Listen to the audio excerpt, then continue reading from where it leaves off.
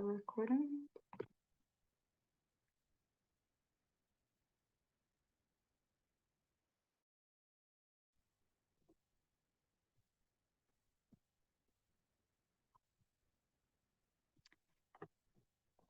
I should have put some like music or something on the side until people join in.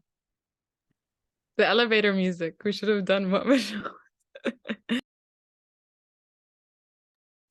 Kia ora. We're just waiting for people to trickle in before we start at 6. So go grab yourself something to drink or some snacks and we'll get started soon.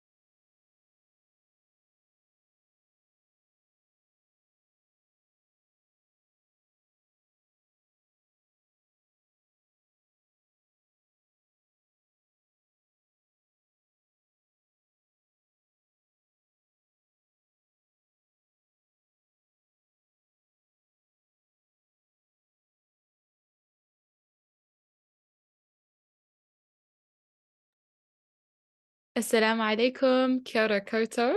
Welcome to our webinar this evening on Reconnecting with Roots, the journey of identity with our incredible panelists, whom I will introduce shortly. So my name is Rana Arif, and I have the pleasure of being the MC for this evening alongside the amazing Lizzie McLean. Before we get into things, I'll pass it on to Lizzie to open us up with a karakia and let her introduce herself before we go on. Kia ora Rana, me noi tātou.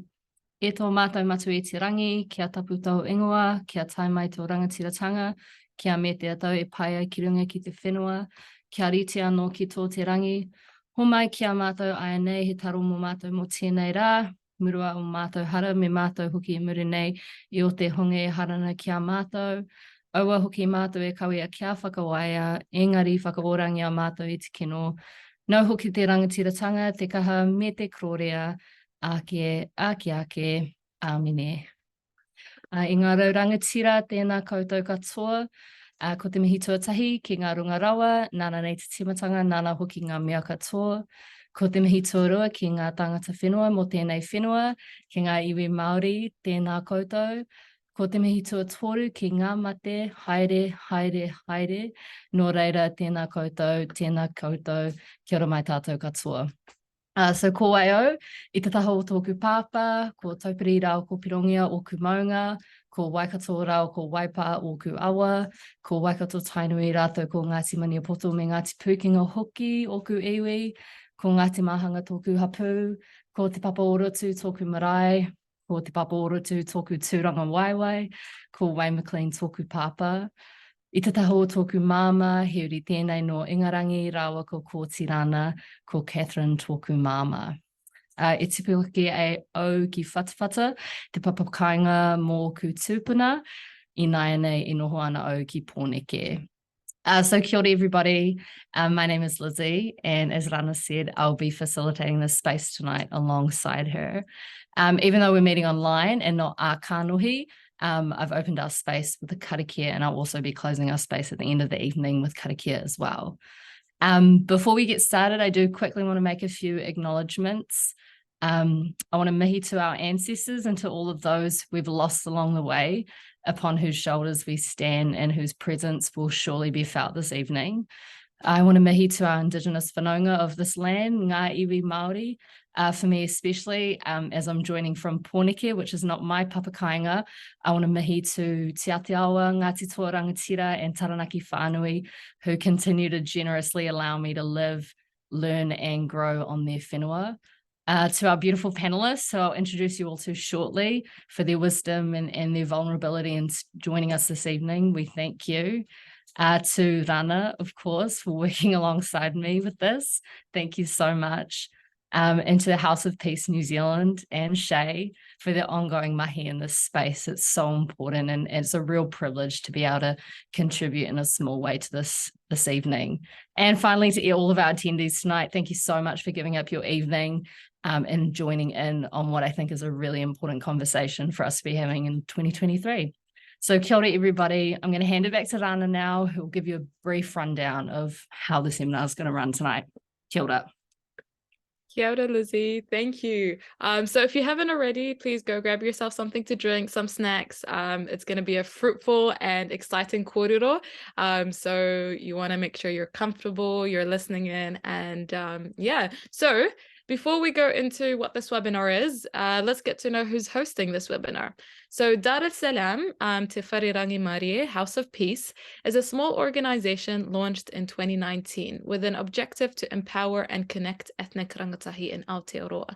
House of Peace hosted multiple events, including a workshop on coping with grief in the aftermath of the 15th of March tragic attacks a few years ago, and aimed for Muslim rangatahi to connect, reflect, and mourn in a safe space. Also hosted an event for our ethnic communities to meet their local candidates running at council at the time, and a few webinars. So a webinar on women of color in leadership, and another on women of color in the public sector, about resilience, access, and success. Those are all very successful and impactful events, and we hope to continue to grow. And yeah, this organization has been incredible in delivering events to different targets rangatahi, which has been awesome. So I mentioned before that House of Peace is a small organization. And so if the purpose of this kaupapa is calling you and you feel like you align with the values of this, please feel free to reach out to House of Peace.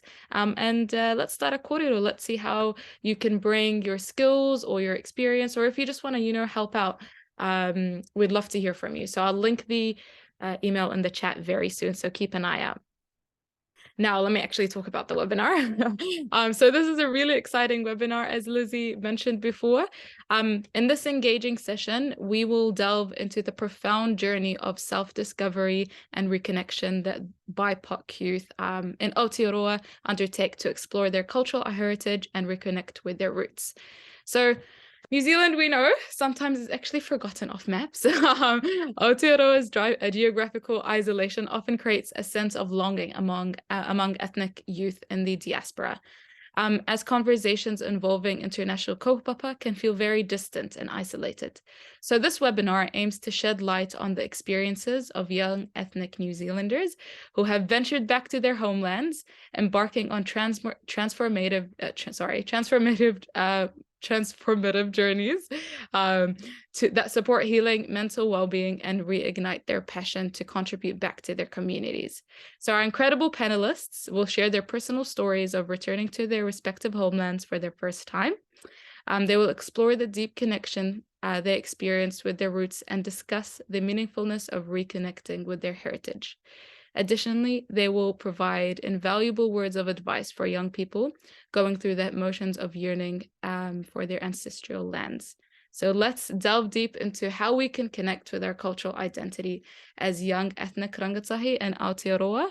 And I'm so excited to be facilitating and engaging with this conversation.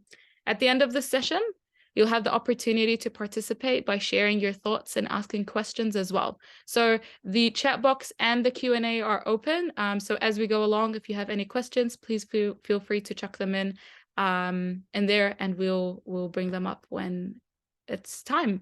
I'll now pass it on to Lizzie to introduce our esteemed panelists. Thanks, Rana. Yeah, so it's a real privilege for me to be able to introduce the panelists who will be sharing their thoughts and experiences with us this evening. So I'd like to begin by introducing Sala, a truth seeker, blessed child of Anuene, eclectic boffin, visionary sage, and realms space navigator. So with whakapapa spanning the Pacific, the Western uplands, primarily Scandinavia and the British Isles, and the Northern European plain, Sala is a true byproduct of this increasingly interconnected and globalized world.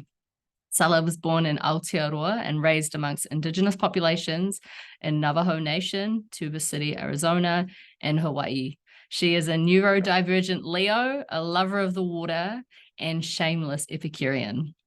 Sala is a proud nerd with 3 degrees, a Juris Doctor, a Master of Public Administration with an emphasis in public policy, federal government administration, information systems management, and healthcare admin, and a Bachelor of Arts degree in political science and Japanese. She is technically trained in intercultural peace building, mediation, and alternative dispute resolution. She also has cross-sector professional research and writing experience. As objectively impressive as that is, the main driver of her success has largely been spite, fueled by the hate fire of her predecessor underdogs, inspired by and resonating with neglected, undermined Shonen Jump heroes. Sala set off on the beaten path of academia. Almost immediately, she realized she hated it, but loved learning, and she observed that living as a young brown woman in a white man's world, the need for something to back her up, something that would effectively shut the white man out or haters up, something that said, yeah, that's right. Not only do I know your game, I can dominate it.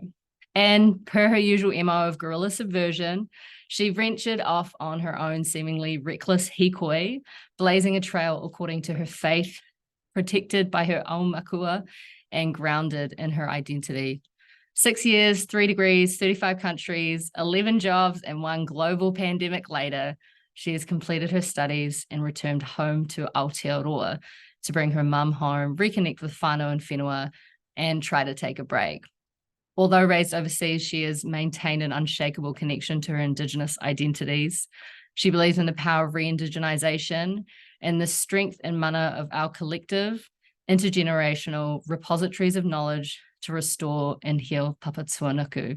So kia ora, Sala, it's so great to have you joining us today. I also want to introduce you guys to our second beautiful panelist, Audesia. So Audesia Adam is an Assyrian New Zealander hailing from the mighty Mesopotamia, specifically modern-day Iraq, Turkey, Syria, and Iran. Her whānau have been in Wellington for nearly 30 years, but she had the amazing opportunity to go back home in 2022 in a life-changing trip. This trip opened her eyes and subsequently inspired her to work within her community in any capacity she can to continue contributing to it. She is currently in her final year studying a Bachelor of Laws and Bachelor of Commerce at Victoria University. So kia ora, Audesia. It's lovely having you with us tonight as well. And last, but definitely not least, Shaymaa Arif. Shaymaa Arif is a second-generation Iraqi Syrian New Zealander. Shay has a passion for human rights and justice, and it was the start of the Syrian civil war that prompted her to pursue a law degree.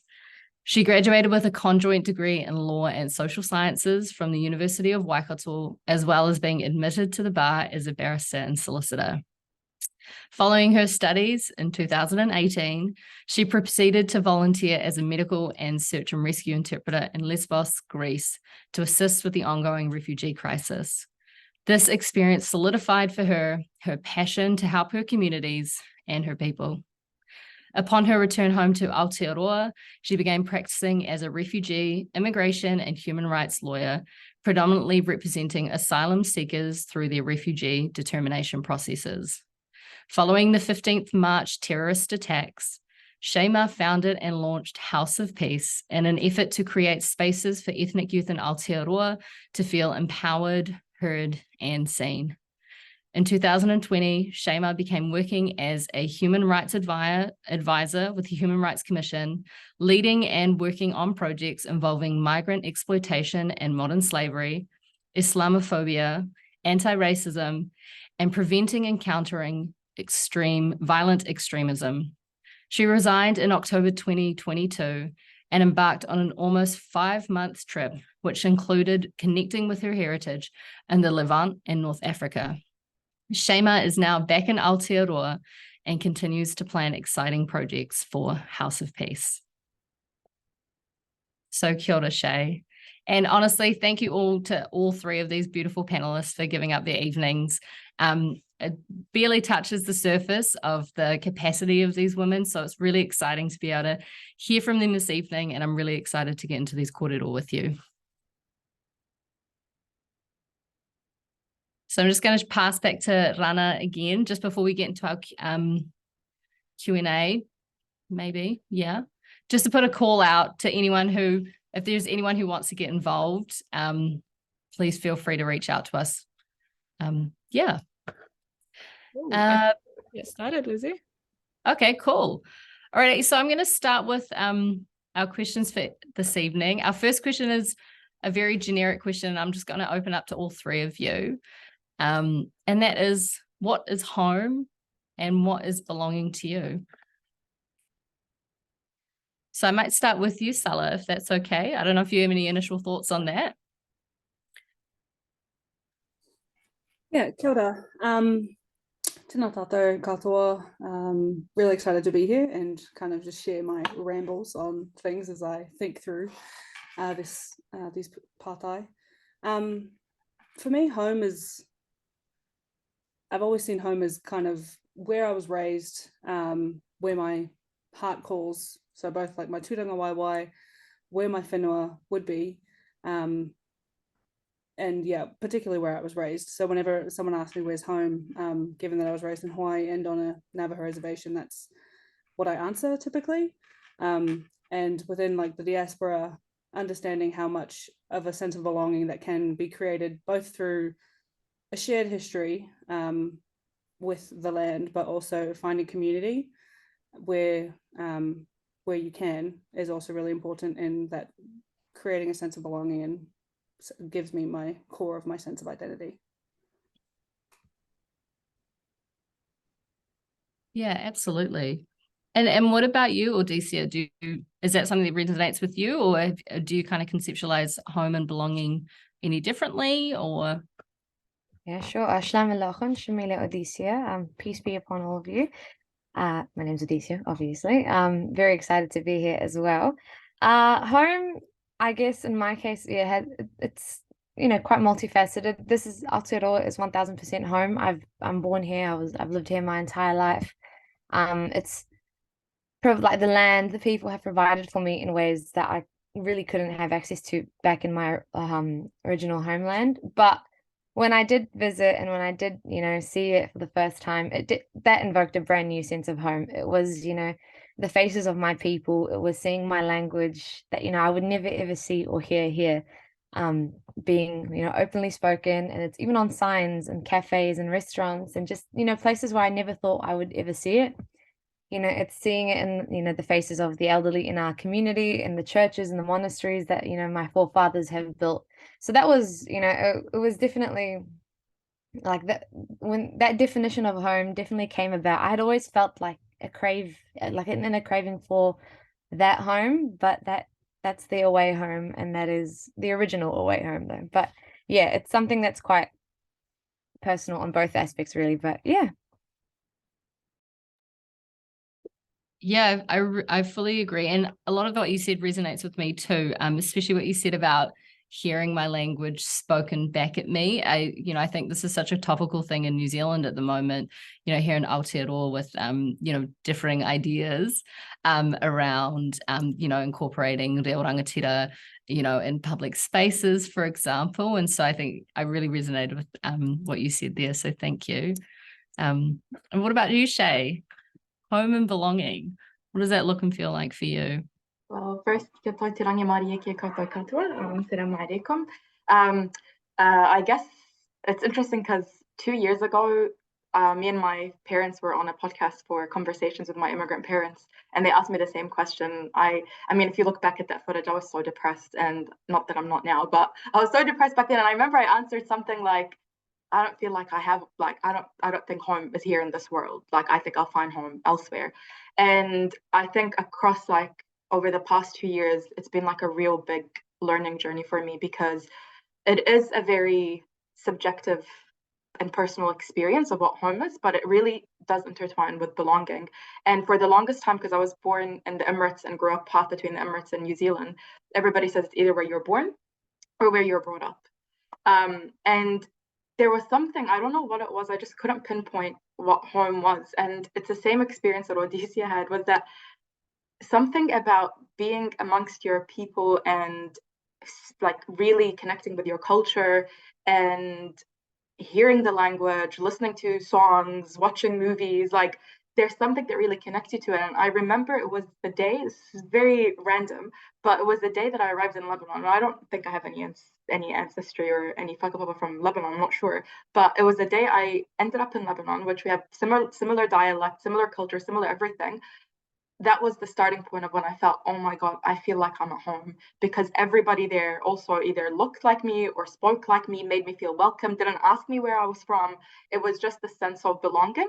And that's when I realized the sense of belonging is what makes a place home, when people make you feel like you're welcomed, and they really go out of their way to make you feel like you're welcome and that you belong on the land.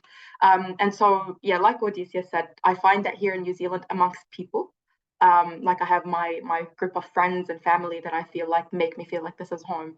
And it's like 10 times that when I was in the Levant or in the Middle East, when I was amongst my people. It's shared, like just shared thoughts and values and experiences. And it's just a very validating experience. I feel that's what home is to me. Oh, that's really beautiful. And it's lovely to hear. And it's funny, I was having a conversation kind of around this corridor a few days ago with my flatmate, and we were talking about how sometimes, you know, as Māori, she was like, oh, occasionally I come across people either on my whenua or I'm on their whenua, and we just know there's just this understanding between us. And she was just like, it's almost like a spiritual thing when that sense of belonging is connecting us with one another. And so that's kind of sat with me for a few days. And also another thing that I really related with what you said, Shay, is, you know, in Te Reo Māori, we have a word tūranga waiwai, and I alluded to it as well when I was mihiing to you all. Tūranga waiwai literally means a place where we can plant our feet. And so there's really interesting whakaaro, I think, around as well, this idea of how intrinsically whenua can link in with the sense of home and the sense of belonging.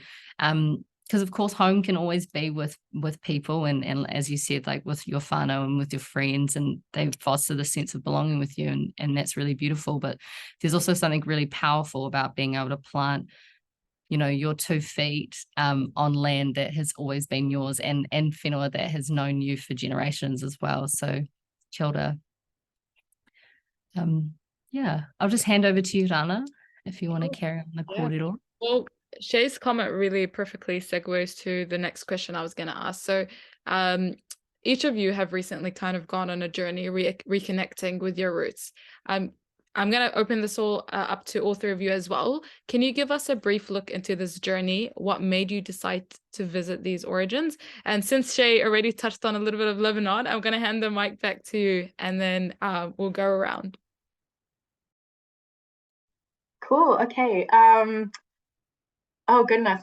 So I want to say Audesia went to the homeland before I did. Oh gosh, and even when you guys were speaking, I was getting a little bit emotional. I think there's just so much beauty with reconnecting with the homeland. But when I saw Audesia going to her trip, and I'm not going to talk much about it so she can, I don't want to like ruin anything, but I couldn't believe it. Like I was watching her through her like Instagram stories, just being like, oh my goodness, like this is a dream. And even her happiness, I was feeling it in my heart, because I was like, this is incredible. But I was in a position at that time, and I'm going to be completely candid, because I want the people that are listening to know that usually there is a way out. Like I really want people to know that it might take a really long time, but there is a way out. But I was working with government at that time, and I was not very happy with the situation that I was in. Lizzie and Rana, unfortunately, were very aware of my situation at that time. It was not the most healthiest. And I used to have dreams about going back to the homelands. Like I used to actually like sleep, put my head down on the pillow and dream. And every single time I had dreams about going back, I would be at the border and somebody would pull me back. It was either my mom running after me, pulling me back, or authorities pulling me back, or something going on, you know, like there was always something that was stopping me. So it was always a vision and a dream, but I never thought that I could reach there. So it was the last thing I thought about when I was in that kind of, you know, when you feel like you've hit rock bottom. I was just hitting rock bottom. The last thing I thought about was, let me try to plan a heritage trip or something like that. It's not my time to go. But I believe everything happens for a reason. And I believe that happened to me for that very reason, because I hit rock bottom. And I recall my family saying, you've been wanting to take a trip for so long. Just go, just leave New Zealand, reconnect with the world. You know, we've had a pandemic, we've had so much things happening. You've had so much things happening. Just go. So when I initially booked my ticket, I booked to Korea. I'm not from Korea. I just booked it because my friend was living there, and I booked to the Emirates. That's all I did. I'm Iraqi Syrian. And when I arrived to the Emirates, I sort of very low key, without anybody knowing around me, booked my whole travels and organized to go to Syria. And as you know, Syria's been in a very, very bad situation for the past 10 years. But in my heart, I was in a very near-death experience last year. So I thought, I just want to go. Like, I need to see my motherland. Like, this is the place that, like, the culture that I grew up with. Like, this is the dialect that I speak with. This is everything that, like, it's mainly everything that I am. Everything that's got to do with my identity surrounds the Levant, even more so than my father's side of the family. And so that was basically the start of it. Was I booked, and I had family members yell at me. I had people cry around me. It was the most, and like I'd be just eating something. They'd be like, do you know what they're going to do to you when you get to Syria? And I'm like, I'm just trying to have my kebabs, please just leave me alone. But I knew in my heart that this was the right step. I had this want and longing when you miss something that you've never even seen before. And so I knew I was going to be careful. I knew I was going to be cautious. I know that the Syrian regime is not a kind one, and I know that it's brutal. And I even took down my Facebook. I took down my social media. There's a lot of things that I had to do, but I knew that this is what I wanted. And more than that, I wanted to go to the whole of Levant. So I wanted to go to Lebanon and Palestine as well, because that's where we have a lot of shared whakapapa over there. And so that's basically how it all happened. I ended up going, and I recall I still have the video, the moment that we like passed in from Lebanon to Syria. I couldn't believe it. And the moment that I got into the Syrian in Damascus, this was in November last year, I got into the hotel and I looked around me, and it was an old Damascene house, and I just burst out into tears, because that was my moment of realization that I'm home. And luckily we had a Syrian tour guide, and she just came and hugged me and said, you're back, you've come back home. Like, be happy, you're back home. And that was sort of just all the reassurance I needed, that I'd taken like the right steps to be there. So yeah, I guess I don't want to like take too long, but that's sort of the journey of how I got there, and I got to really embark on my cultural trip at that point, and it was something I will never forget for the rest of my life. Being in Palestine and Syria and Lebanon, it was one of the most enriching experiences I've ever had. Oh, thank you so much for sharing, Shay. I had the privilege of watching this live happening, and it was so beautiful to live Shay going to Syria and Palestine, get those secondhand experiences, and for her to come home and tell us the stories. It was incredible. So thank you so much for sharing, Shay. I'll pass it on to Audesia now, and then Sala after.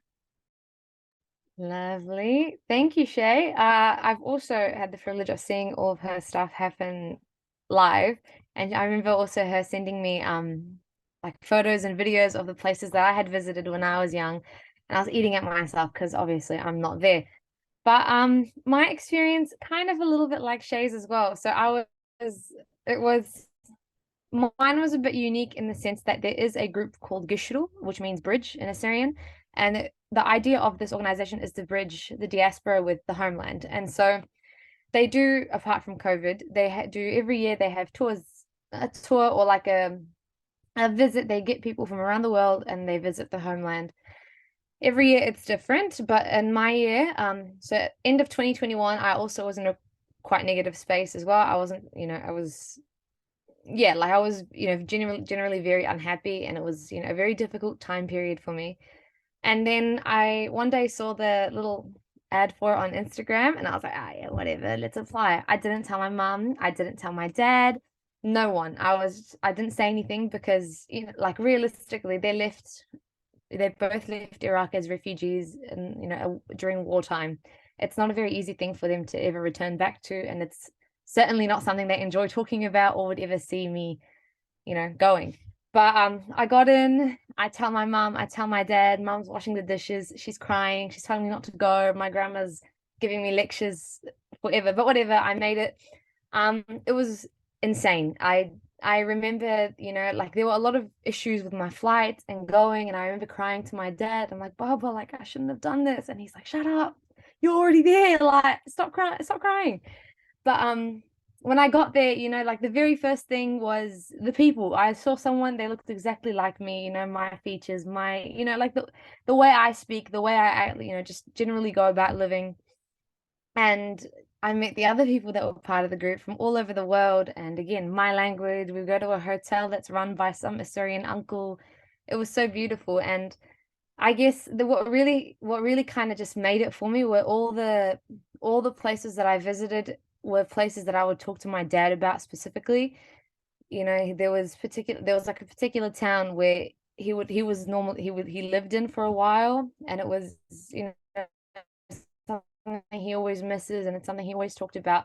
And there's a particular song that we used to sing together on our road trips, and I remember we went to that town and I saw it, and the same song that we sang together was playing, and I do remember like bawling my eyes out because it was so bittersweet. I got to see something that I never thought in my wildest dreams I'd ever be able to see, at least not in my 20s, but I got to see it without my dad, without people that I really wanted to experience it with.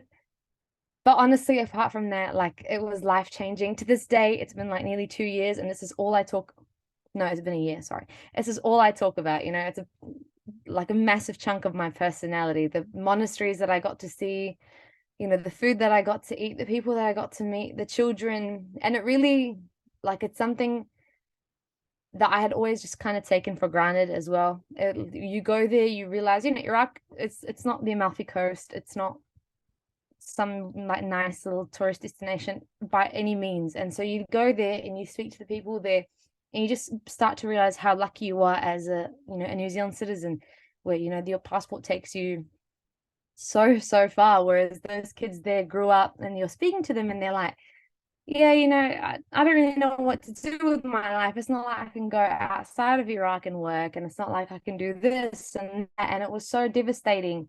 But again, it was something, that just really humbled me in that sense as well. But I think I forgot the question. I'm just rambling. But yeah, it was definitely something I would always talk about. It's something that'll be always super close to my heart. And something I'd always recommend to anyone, and it has happened. So many people have been like, should I go? And I'm like, yes, every single time, just no brainer, don't think about it, just go. Oh, amazing. Thank you so much for sharing. And it looks like it's a common theme, which is quite unfortunate, but where you want to go back to your homeland and it should be easy, but you've got the people around you like scared and not wanting you to go because of the circumstances. Yeah, amazing to see the strength and the bravery that you guys went through, and obviously encouraging the rest as well to go. Hopefully one day I can have the braveness that my sister has. But yeah, onto you, Sala. Thank you both for sharing your stories. Really cool to hear. Just so exciting for you to be able to have those opportunities to go back. My story kind of similarly in that theme of making it or access to going home plays out a little bit differently because, you know, I am whakapapa Māori. I also whakapapa to the Pacific, and I do have the privilege of holding 2 passports that are very, very strong across the world, my American passport and my New Zealand passport. So for me, having been raised predominantly in the US, my mum always made sure to kind of bring us home every year. And usually it was only just for a few weeks to reconnect with family. But for me, and kind of that journey of doing all my study in the US, I started traveling almost as soon as I could, kind of seeking that sense of belonging even more so. I connect a lot with Asian culture. Growing up in Hawaii, there's a lot of history there, just in the world, but also in shared whakapapa given intermarriage between countries, and also accessibility to kind of material. Like I was a huge anime nerd. I discovered anime when I was about 7. And so while it wasn't my deal, it was another deal that I could speak, that I could, it felt like I could connect more to than just like Te Reo Pākehā. And so as soon as I could, I started traveling the world, seeking connection again, to people, to cultures, and to kind of values and food even that I really loved and like resonated with, and that was home to me. And so even when I decided to come home, that was a weird thing for a lot of my family, for like Pacific and Māori communities. They're like, well, why would you come back? That's like kind of a backwards movement in terms of progression. Like you made it to the States, why would you want to come back to a small country in the middle of the Pacific? And I was like, but that's home, right? Like that was important to me. So I kind of definitely understood and resonated with your whakaaro, your Shay, on like, oh yeah, like this is an important next step for me.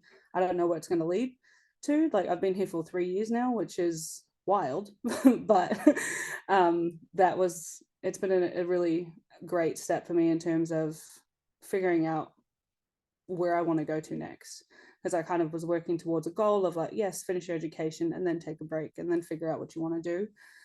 So coming home has been able to kind of whakatau everything up in my life to this point. And then kind of the next journey that I had when I went home after the borders reopened, went home to Hawaii. That was an amazing experience just because I went alone. Usually when I travel, I try and take my mum because she likes to tag along, and I'm like, you know what, you deserve to see the world. Why not? Let's go. But it was really a trip that I booked just for myself, to go see my friends who were my family, and all the families that kind of took care of me while we lived in Hawaii. And there was a moment when I was like lying on the beach, and there was like it was a double rainbow. It was sunshine raining, and there were turtles literally swimming all around me. And I was like, wow, this is all I want to do for the rest of my life. Like this is true paradise.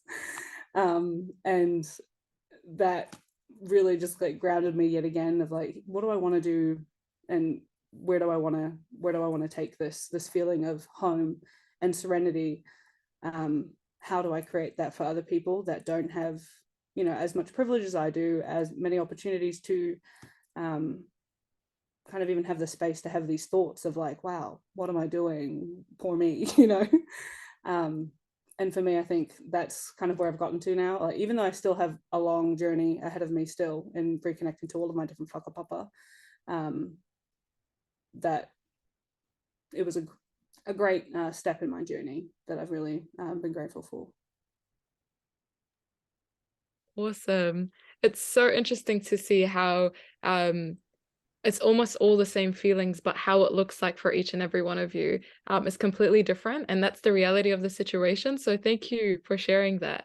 We've already got some comments saying that it's a very valuable kōrero and that it was amazing seeing your stories and listening to the kōrero. So just thought I'd put that out there before I pass it on to Lizzie. Yeah, thanks, Rana. It is true, like everyone's bringing out different experiences and talking about quite different journeys of reconnecting. But as Rana said before as well, like quite a few common themes come through. I think, there is the theme of people around us, perhaps being scared for, depending on the circumstances. But at the same time, I think there's a real theme of transformation. And Sala, you said it before as well, of being grounded and finding that grounding when you are returning to your whenua. There's also another thing that I just want to quickly note, but I feel like we're going to talk about it a little bit later on, and that's how intrinsically linked this reconnection with our whenua seems to be with well-being, right? I feel like all three of you have alluded to even as simple as it's, a huge part of your identity now, like Audesia, in terms of what you kōrero about. And you're like, I bring it up with everyone, or Shay, like the experiences you were having and then how that's kind of helped to bring you back and to recenter you as well. I think that's really important to acknowledge, the role that reconnection plays in that. But our next question that me and Rana wanted to talk to you guys about was, obviously no country is the same. Like if we look at Aotearoa, regionally, we have so many distinctions and differences. If we're moving between areas, we have different meta, we've got different tikanga, we've got different, whānau, iwi Māori, blah, blah, blah.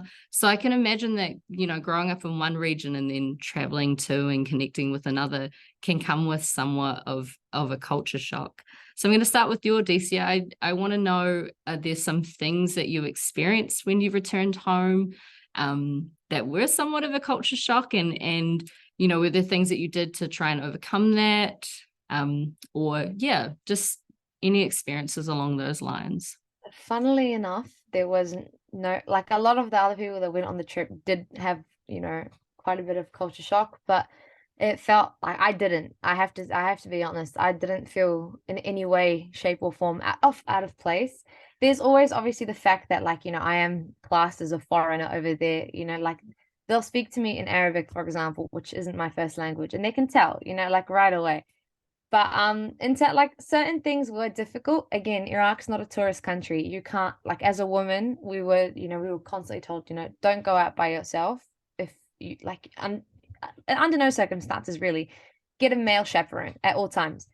And especially Assyrians are a minority where we were, despite it being our land. So that was a bit difficult to navigate too. I'm very much someone that doesn't like to stay in one place. So in the mornings, I'd this is so bad. I'd sneak out and I'd get my coffee from around the block, and I wouldn't tell anyone, and we'd all just be like, oh my God, she's such a rebel. But apart from that, that was really it. If anything, I genuinely felt home there. And it was, all the differences, all the things that, we just can, what we see on the media and stuff, they were water off the bridge. They water under the bridge rather, they didn't matter. And that didn't feel any different. Yeah, not at all. So I can't say I've had any culture shocks. Truly, it was pretty good. There were some shocks where there were places, how do I say this in a non-controversial way? There were places where that were forcefully taken by Assyrians, and then you see the signage on there and all the wrong history and all the wrong details and all the all the things that really just get to you and get your blood boiling and stuff. So that was really difficult. I cried it out 99% of the time, to be honest. I was lucky to not be by myself. It was a group. We would talk about it. We just sit down, let our feelings out, and then when we got back home, like back to our respective countries, we all just planned, we sat down, we planned on what we could do, how to help in that particular part, you know, what we can do to fix this and all this kind of stuff. So that was really not therapeutic, that's not enough, but you know, that really helped. That definitely was a key part of it. But yeah, that was my experience. Oh, thank you for sharing that. And because yeah, I guess those things aren't necessarily cultural shocks. Hey, sometimes it can just be confrontational. It can just be confrontational. And I guess that is a little bit of a, you know, different whakaaro. But thank you for sharing that anyways. I want to throw it to you now, Shay. I don't know if you have anything you want to add or anything on your experiences when you were going home last year. Yeah, similar to Audesia, there wasn't really much of a culture shock. I think when you want something so badly, you kind of accept everything as it is. I will say the one big culture shock was the difference of mentality of my communities here in New Zealand and my people like in the homeland itself. Like I think over here there's a lot, unfortunately, and I'm only speaking about New Zealand because I don't know about other countries like America, Canada, Australia. I'm not sure how their diaspora communities function, but for us over here, there is still a lot of that divide and conquer mentality. And so like you see like, oh, like you're Middle Eastern, but actually within that Middle Eastern community is like so much divisiveness. And like for me, for example, look at the indigeneity of the Levant, so like Lebanon, Palestine, Jordan, Syria, like I look at it in a different perspective, but over here, everybody's just really like intense about it. And then when I went over there, it was like, I don't even know if it's culture shock, reverse culture shock, I'm not sure, but like I would say a comment like, oh, I don't think you should call me that because back home people don't like people saying this about me, like calling me a specific ethnicity or identity. And they'd be like, what are you talking about? Like you are from this land. You are like, why are you thinking this way? And so it was like I had to rewire my brain to stop making comments like that because they would genuinely be shocked, you know. So that was one thing that I like really respected over there was, and I'm not saying it's all roses and daisies and everybody over there is like, let's hold hands and like, it's not like that at all. But alhamdulillah, like with the specific communities, I guess that I mixed and mingled with, it was quite beautiful. I would say also, I don't want to like sugarcoat it. Like, especially when it comes to Syria, like, I don't want to sugarcoat it. I don't want to sugarcoat Lebanon. I don't want to sugarcoat Palestine. I don't want to sugarcoat any of these locations. Syria is still, like, technically in, people say it's post-war, but it's still, in my eyes, in the middle of a war. Because when I went there, there was still places that we were seeing occupied by Russia, Iran. Like, it was really intense being in those situations where you're, like, literally driving and you see Russian military, for example, past you and you know that they're going to be there occupying your land for 99 years. So like it's really bizarre seeing that. And I think that's one thing, like I had a conversation, it wasn't a conversation, it was an accusation that somebody did when they saw that I had gone to Syria. They sent me like a really long message saying you are a sympathizer, you're this, you're that. And I think people don't understand like how much, like just because we go back to our homelands and we're reconnecting, it doesn't mean we're sympathizing with any government or any regime. We're separate. And like anything economically that we give is to the people. The only thing we give to the government is basically the visa fees. So that was something that was really, really shocking. And I don't want to like make it look like it was all great over there. The situation in Syria, that was a real culture shock. I was seeing pretty much the aftermath of a war. And like my family, for example, is from Damascus, and like I have family friends like from other cities as well. And so I would take videos, and even Audesia, like I was taking videos of specific cities in Rif Damascus and sending it to her. Like we did a FaceTime with your mom as well. And it was really upsetting seeing how things were damaged. Like things were just completely damaged. And like my cousin would be like, oh yeah, we used to go to this place and that place. It's like such a shame, like it's all gone now, or like the mosques are all destroyed. And like Audesia said, the history, by the way, is like really tainted because that's another culture shock. Obviously I was kind of expecting it, but still there's no freedom of speech, right? Like you have to be very careful about what you say, you have to be very careful about what you do over there.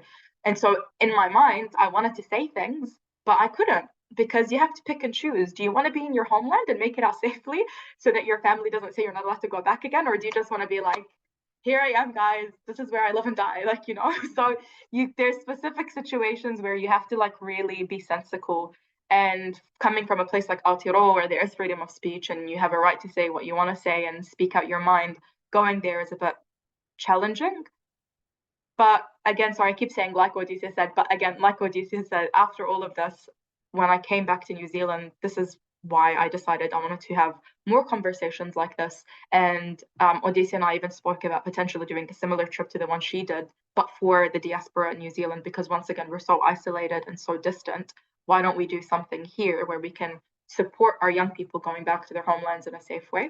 So yeah, those were kind of the culture shocks that I had, but all the culture shocks in the world would not stop me from going back again. Well, thanks for your kōrero around that, Shay. And I want to pick up on something that you said really, really quickly, and it was around, this kōrero around being post-war. Or, I think about that sort of stuff a lot, especially when we're talking about colonization and the decolonization space. Like, it always gets my hackles up when people start talking about, for example, Aotearoa being post-colonial.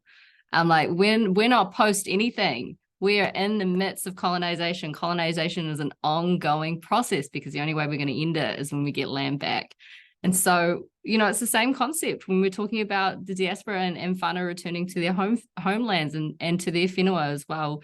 I think it takes away from very present day issues. It takes away from very present day circumstances that people are living through if we say things like we're post-war. Or we're post-colonization. So kia ora for that, kōrero, Shay. I just wanted to add to that, actually. It's interesting that you mentioned that because like when we went to Palestine, like one of the things that was really difficult was the Golan Heights, the Golan, is occupied still by Israel, even though underneath international law it's deemed illegal.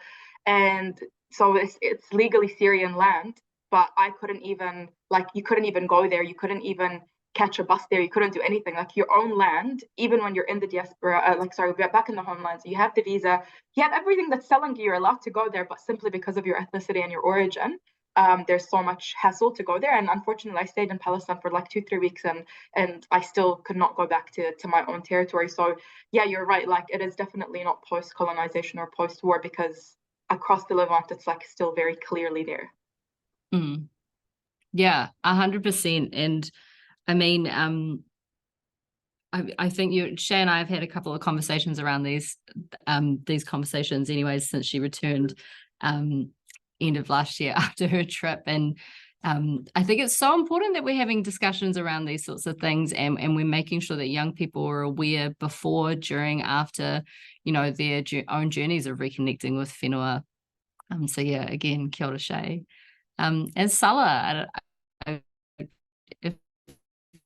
is there anything you want to add or anything that's kind of resonated with you through these last few bits?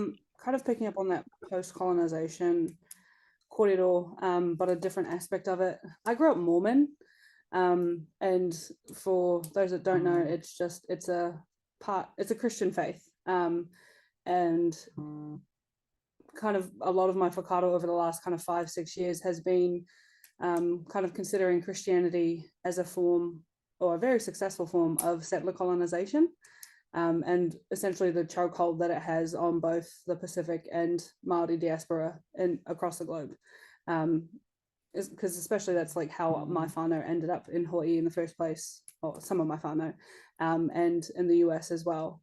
And so for me, having gone home to Laie, which is the little town in Hawaii where I grew up for about 17 years, after having kind of had these different thoughts and reconnecting to my family and the whenua itself, recognizing the difference in how we kind of operate within our communities and where the line gets drawn in terms of belonging, because then it's an accountability and a due diligence to the community based on the church membership rather than actual familial ties or knowing who your family are and which community that you serve. So yeah, I think that was kind of the biggest thing for me going home. I just looked around and I was like, oh my gosh, this looks like another suburb of Utah. It's becoming much more whitewashed, and that's kind of just history of Hawaii. It was annexed as a state. If you talk to the right people, it'll be we never ceded sovereignty. So it's again kind of all of these thoughts come back up when we talk about colonization currently, what that form, how it looks like today, and how it's shifted into a more more insidious but less obvious battle against colonization and in claiming who we are and identity.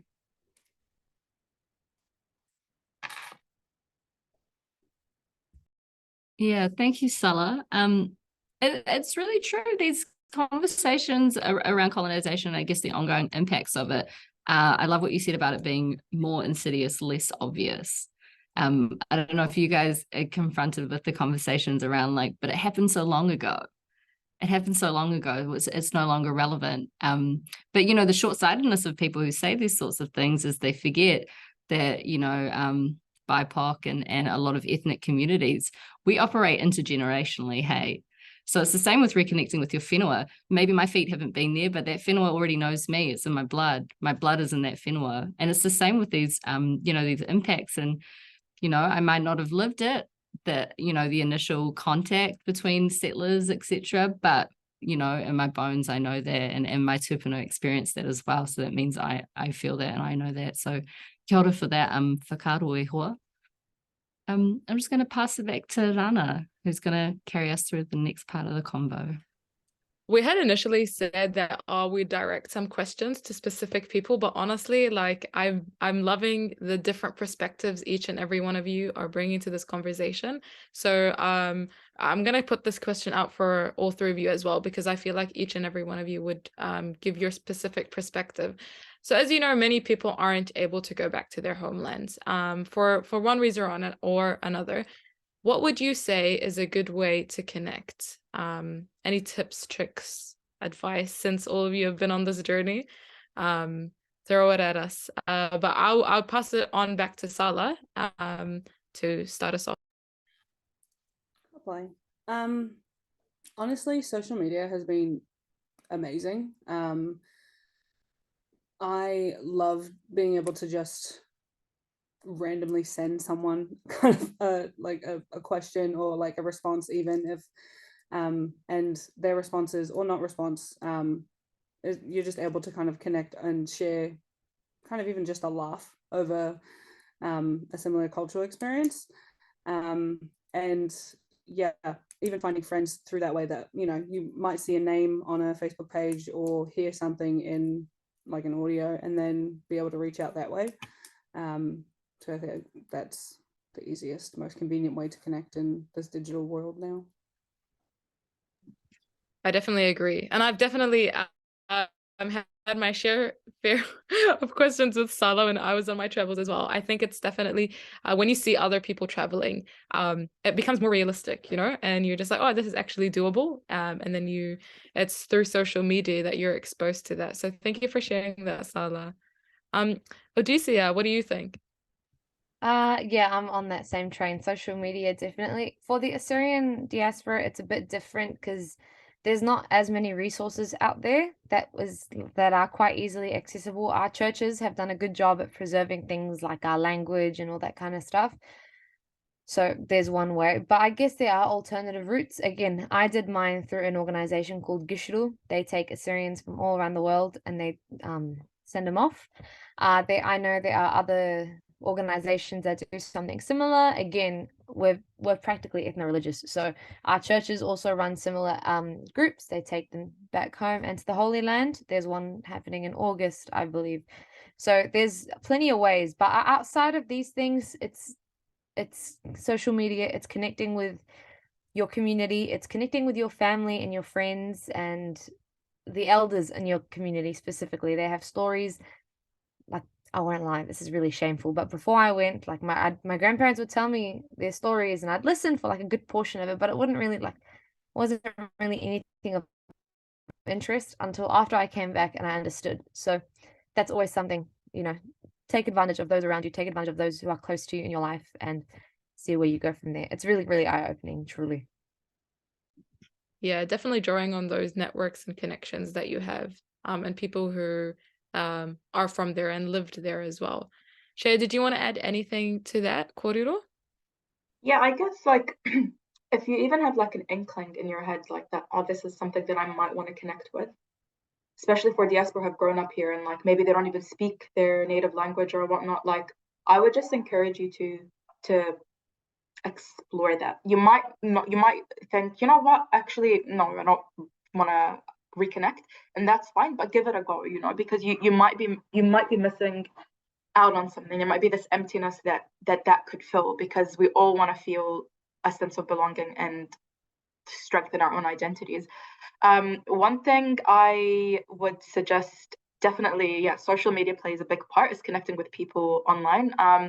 And one thing that happened was, like, different diaspora groups, I guess, have different platforms sometimes. One group that I really connected with before my travels for a few years at that time is a project called مشروع ونبقى, so and we will remain. And it's created by Syrian diaspora for everybody, for Syrians in Syria, Syrians overseas. And basically there's like talks online and stuff. And subhanAllah, like this Australian girl, like she's Syrian Australian.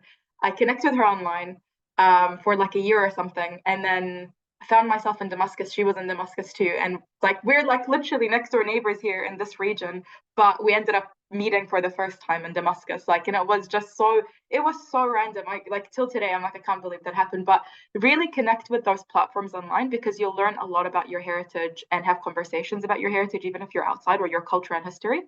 The second thing is, I think genealogy is really, really a good thing to explore. I did my DNA test, even though a lot of people were like, oh, that's fake, they're going to keep your DNA. I was like, I don't care. I want to know, where am I from, And because Middle Easterners generally don't put a lot of their DNA in those systems, it's not as accurate as they probably wish it could be, but it's still like by every year it's getting more and more accurate. So in that situation, I got to find out, like, see more documents from my dad's side mainly, and like just reconnect in that aspect. And my dream is to build like an entire family tree. So I started already building some of that family tree, and my dream is to like have something solid before I leave this earth and pass it on to the next generation. And the other thing, like Audesia said, is those programs. Try to look into them. There's like Birthright Armenia is one that I know. There's like in America, I know they have more, like they're sending their first funded trip to Palestine as well, which is like really, really incredible. So that's another kind of avenue. And for me personally, like here in New Zealand now, for example, after coming back, that's why I just, again, like platforms like this, like create spaces. If you don't find a space, create spaces. Like, honestly, don't think that your voice isn't going to be important, or that there's people that are not going to connect. Like, just do one space and you'll see a lot of people that are going to be drawn to it and wanting to have these conversations too. And it'll help you in the process as well. And yeah, just putting a plug out there that we are doing a project hoping to reconnect people from the Levant to their roots. And that's doing a cultural exhibition focusing on collecting stories, traditional songs, art, everything from both the diaspora and our homelands for the Levant, which is Syria, Lebanon, Jordan, Palestine, and including Iraq as well. So if you guys are interested in something like that, please do reach out, and maybe, we'd love to have volunteers with us alongside this process.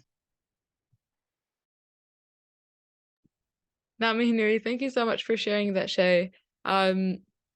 I definitely, hearing all three of your kōrero, for somebody who, really doesn't have, I guess, as mentioned before, the bravery to just kind of go to these countries, seeing your stories, listening to them, again, makes it more realistic, makes it more doable, and safer as well for myself. So I definitely just want to talk what you've been saying. Sometimes people just really need that reassurance that people are doing this out there. It's not just this idea that, you'll never do. So yeah, I'll pass it on to Lizzie to move on to our next part. Oh, shut Rana. Yeah, and total what she just said there as well. Like, this is why these conversations are so important, and encouraging rangatahi to reconnect and to take the plunge and give it a go. I think that's really important, and it's beautiful, if you're doing it for Rana. Imagine who else you're doing it for as well. So mihi nui to all of yous. I also want to pick up on something Audesia said.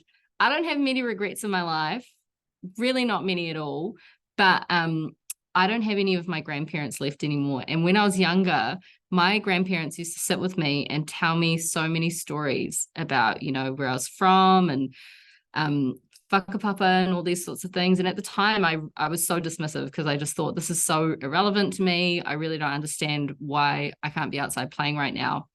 And there are stories that I know they've told me, and I can't for the life, like, ira. I'm like, I cannot remember what they've said. So fully tautoko that if you have these people left in your life and you're able to connect with them and pay attention to them, write it down, take it on board. I for sure am the person who didn't do that. And, you know, it definitely makes accessing that sort of intergenerational knowledge and whakapapa and, you know, family stories a little bit harder.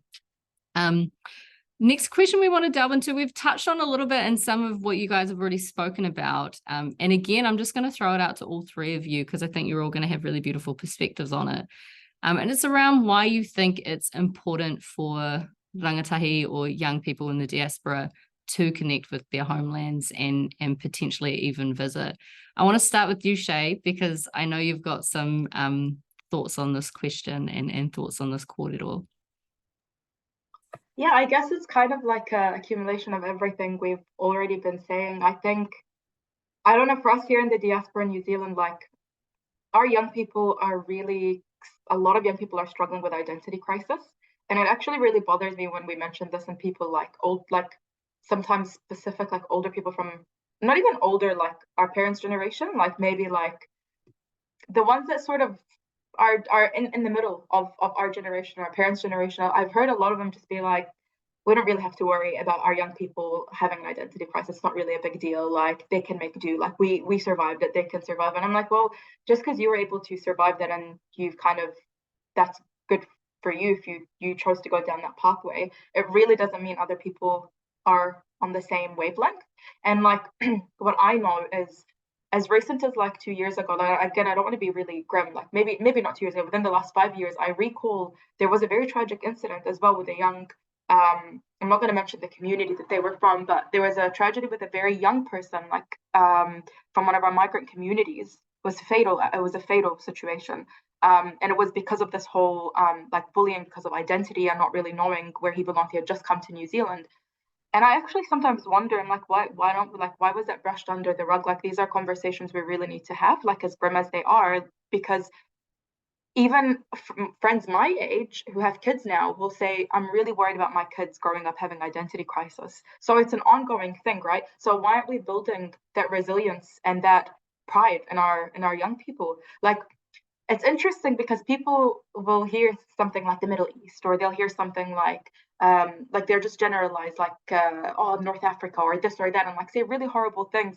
But knowledge is power. Like, our civilizations are incredible. Like, they've actually contributed so much to the world, and they've brought so many things, like from math to algebra to culture to, like, you know, our cultures and civilizations have actually contributed quite a lot. And I remember my sister one time, I said she went to a clinic and her doctor said, where are you from? The typical question I'm sure all of us have gotten of where are you originally from? And she mentioned Iraq, and he had said, we don't really like those countries, do we? And it was sort of like, you have the like audacity to even say something like that when do you not know what our history is? And so that's kind of, anyways, this is like a whole, I'm going on a tangent at the moment, but like, my point is that we need to be putting that knowledge. We need to be putting all that knowledge into our young people to remind them to be proud of their ancestry, to be reminded to be proud of their language, of their culture, of their traditions.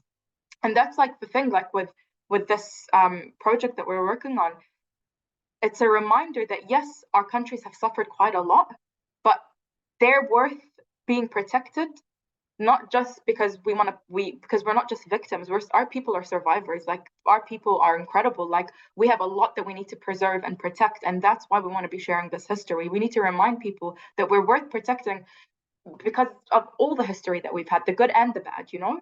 And so, yeah, I don't know. I think for me, when I was an intermediate, I hated anybody knowing that I was Arab and Middle Eastern. Like, I hated it. I did not want anybody to know I was Middle Eastern. I didn't want anybody to know I was Muslim. I just didn't want to associate myself with that, even though people knew, because before I wore the hijab, I have features that very much showcase that I'm not Pakeha. But I just didn't want to. I just didn't want anybody to know anything. And it wasn't until like the Arab Spring happened, and then I came to New Zealand for university, that I had this just love and longing for my homelands and my ancestries. And honestly, it was the thing, I think, the saving grace for me. Like, this trip to go, when I went back to the Middle East, was my healing. When I landed in Lebanon, I immediately started to feel that this is the beginning of my healing journey. And I would hope that anybody could try to explore that, because I didn't realize just how empty I was until I was there amongst my people and I was validated by my people.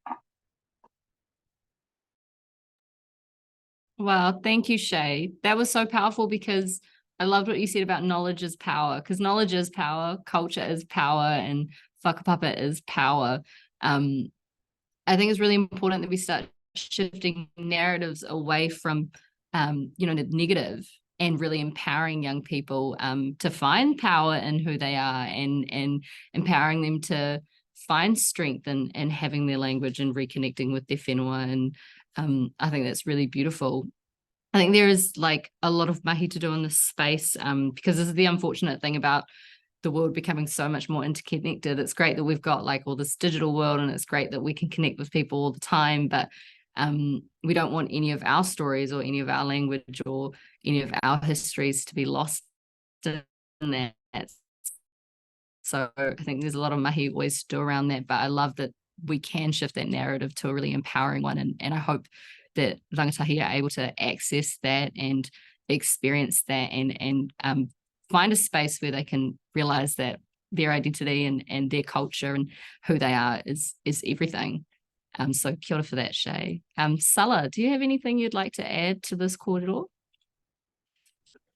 Yeah, kind of the knowledge is power for Karo is true always. And I feel like knowing who we are enables us to kind of not only decode, but reconnect and re-indigenize identity and self, because it's not really about nationalism at any time for me. I see myself as very much, like my bio said, a true byproduct of what this interconnected global world looks like, and especially in the kind of realm of like looking at borders as constructs and tools created to create disconnect, to alienate people from land, and to, again, the alienation from land enables a power shift.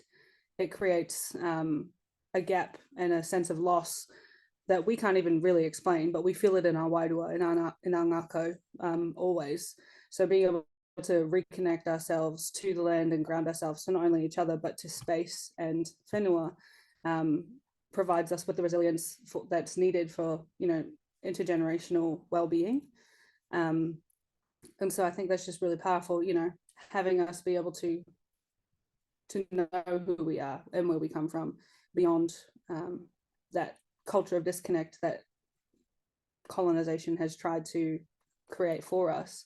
It connects us to the wa and the va, and provides us with that interconnected space, that relational space, that again is not only just about physical place and being, but also the time and now, but also like the generations before and after us. So I think that's really powerful in how to preserve our identity, both as individuals, but also BIPOC youth now and for tomorrow. Oh, kia ora for that. I feel like you've looped that in really beautifully with what you guys were saying earlier on in the kōrero about how intrinsically linked this journey of reconnection or our identity is with our well-being as well. So you've talked a lot tonight about grounding ourselves in whenua, and that allows us to kind of find space and power, not only as individuals, but also as part of our collective. And so I really appreciate that that's coming through so strongly in your kōrero. Thank you. Audesia, do you have anything you want to add to this, Ehua? Yes, this is actually like the crux of the whole reason for the trip was this idea of reconnection. But I'm a very firm believer that there is, you will never actually have a complete and full sense of direction moving forward if you do not actually sit down and acknowledge what came before you and at what price. So Shay touched on it. like especially within the Assyrian community, our Sumerians, our ancestors, were one of the very first, if not the first civilization that recorded on the earth. And with such a long history, there is always going to be a long history of pain and sacrifice, and just we've like as a community we've undergone a lot of difficult moments, and I think in order to actually sit down and consider how you're going to protect it, and consider the duty that you owe to your people, to your land, you need to acknowledge that. On the trip, I had gone to a place called Sumele, which was like the site of one of the biggest genocides against Assyrians. And under the government occupying that area, there's no signage. So you would drive past it. You wouldn't know that that's a mass burial site. You drive past it, there's no signage, there's no nothing.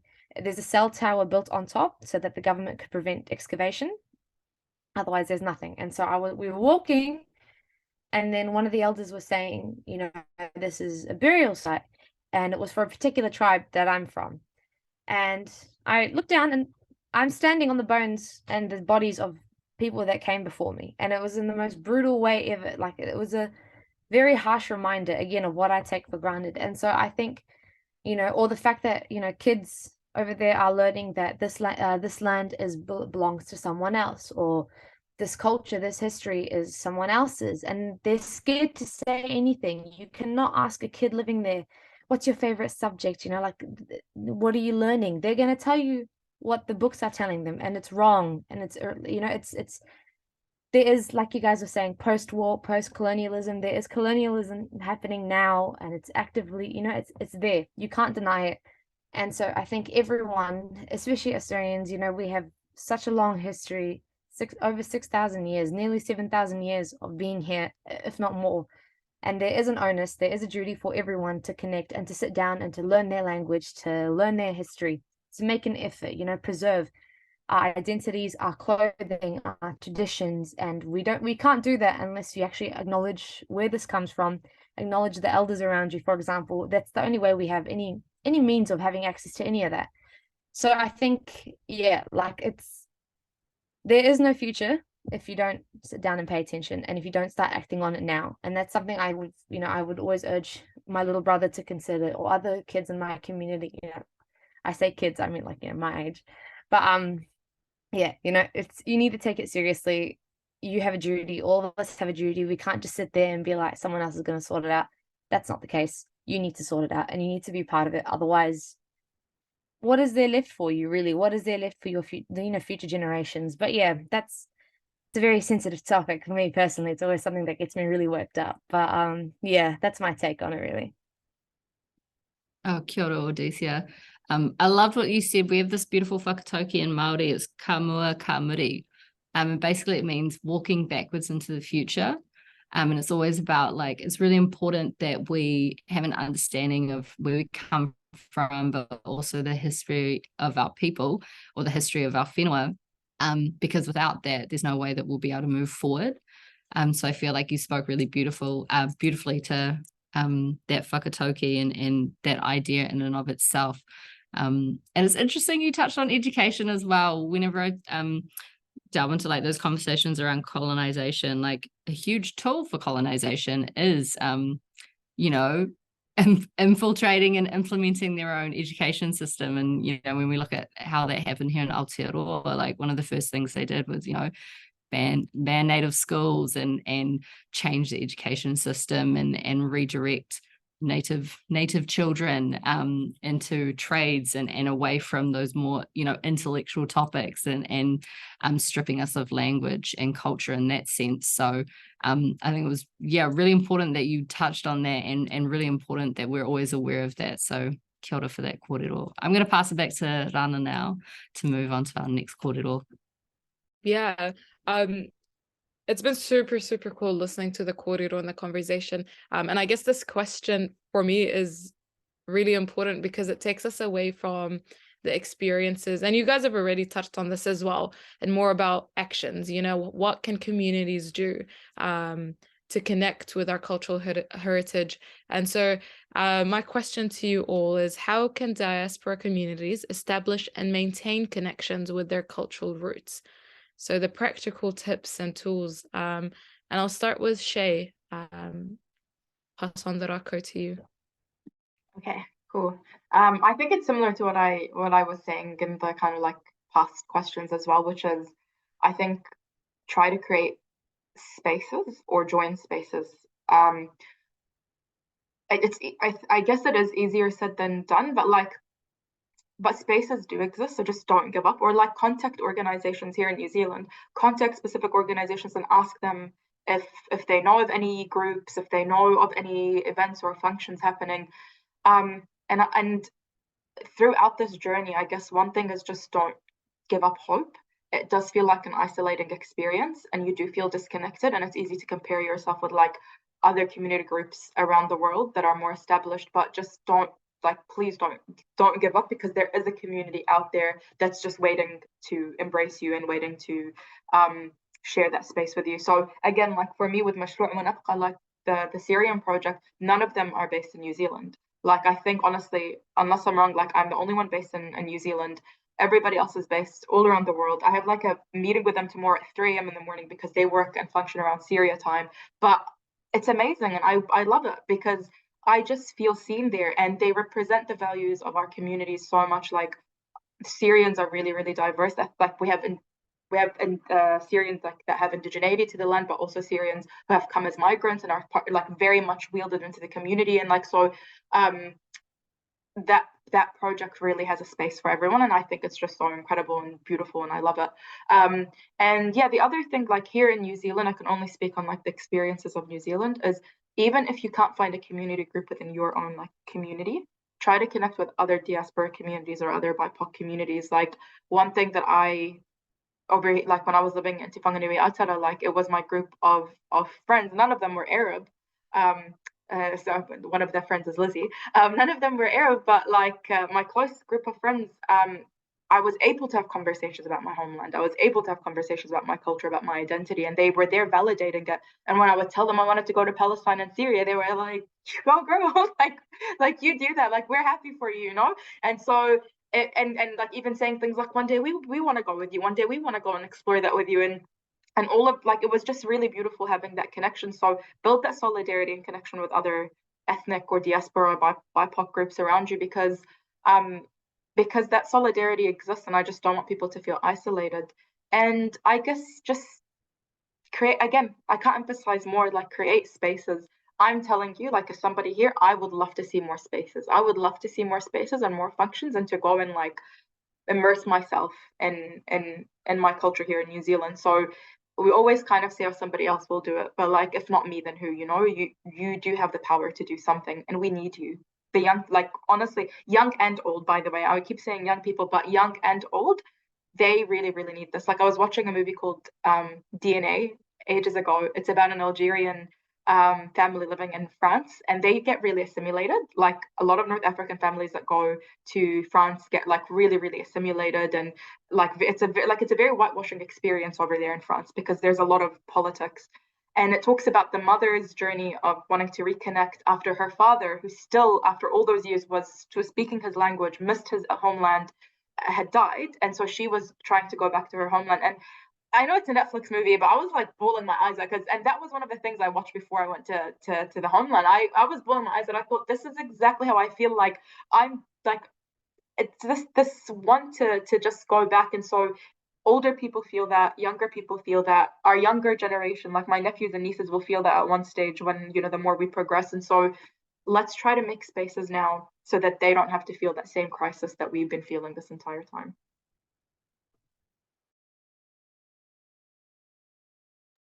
Amazing. Ah, got me so passionate. I feel like I just want to book a one-way flight. That got me so in the feels. Wow, okay.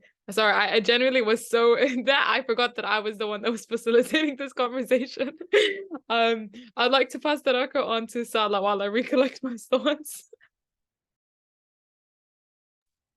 I really have nothing to add to that. Yeah, total. Took our breath away. Oh, thank you, Sala. Audesia, do you want to add something to that? Yeah, neither. Honestly, she's captured that pretty well. precisely create space, educate yourself, make an active effort, and you'll see the fruits of your labor 100%. Yeah, I agree. And I think I totally your point on like, if you're not going to do it, who else? Like sometimes you might feel discouraged or not, don't have the support around you, but sometimes starting small and just going for it is what people need. You never know what conversation you have with somebody that will impact somebody else, so it only takes one person to start something and impact another soul. So definitely agree with that comment, Shay. Lizzie, I'm going to pass it on to you to see if we're going to do one more question or Q&A. What do you think? I mean, we could do very, very quickly. We could do a final question, and then move into our Q&A because, yeah, definitely aware of the time. Time is ticking. So the final question that Rana and I had for all of you guys tonight, and again, I just throw the rako out to anyone who wants a kōrero on this. And these are just around what some of the challenges might be that our diaspora whānau face when reconnecting with their roots, and any advice you guys have for overcoming those challenges.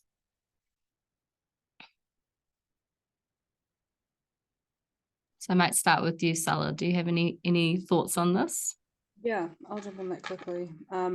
Shay kind of mentioned it earlier, that feeling of isolation and accessibility to figuring out or starting the journey. Especially if you grow up within a community that, on its face seems very family oriented or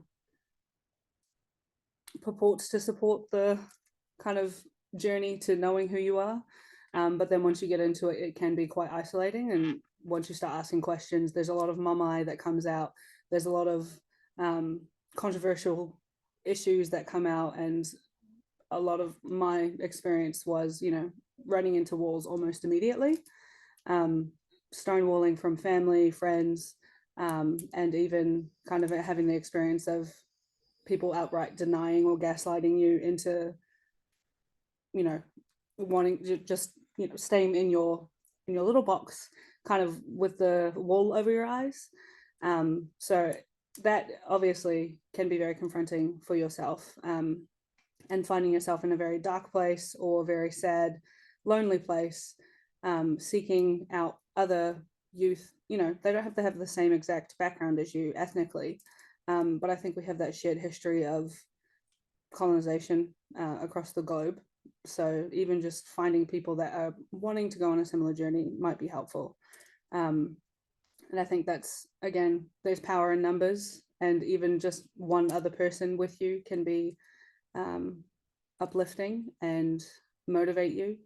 And even if they're not even like kind of considering the same exact trajectory of your journey, if you're going really broad and high and they're kind of working on their own thing, just finding a friend or an ally is always great.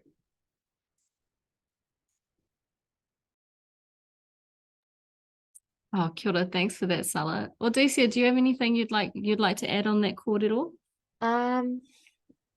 Yes, I think ours is, I can only ever speak for my community and myself, but ours is there's a lot of trauma in that area. Again, they've been around for so long, so they're bound to have copped quite a few things, they're bound to have seen some really rowdy stuff. So I think, when, just like Sala said, when you're trying to get into that space, you're met with walls, you're met with, someone that isn't able to speak about it, you're met with people that don't want to speak about it, quite frankly. It hurts. It's just something they don't want to bring up. And then you also have people, like a community that may not necessarily be supportive of you, again, and that's same thing. We seem very family orientated. We want to push, for growth and maintaining our heritage.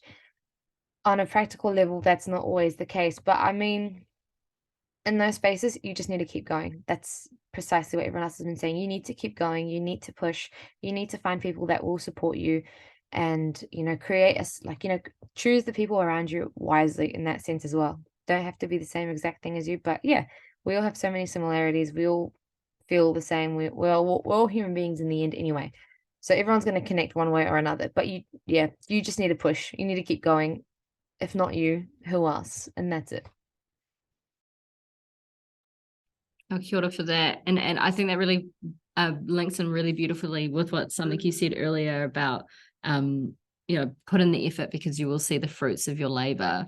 It can be really difficult taking that first step, or it can be really difficult, finding the strength, because I feel like there's huge strength and bravery in making these choices for ourselves to pursue reconnection.